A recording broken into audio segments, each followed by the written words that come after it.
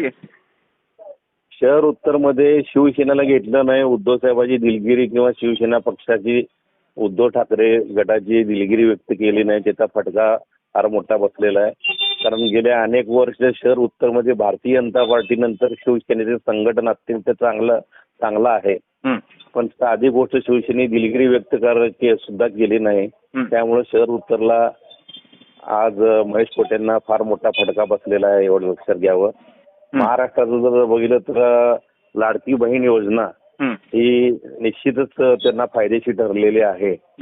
काय आणि त्यामुळे हा विजय झाला. ह्या विजयाचा आम्ही विचार करू आणि निश्चित येणाऱ्या काळात एक चांगलं संघटन बांधून पुढील काळात शिवसेनेचं स्थानिक स्वराज्य संस्थेमध्ये म्हणजे पंचायत समिती, जिल्हा परिषद आणि महानगरपालिका, नगरपालिकामध्ये चांगल्या प्रमाणात यश संपादित करू. आपल्यावरही महेश कोटे यांनी काही आरोप केले होते.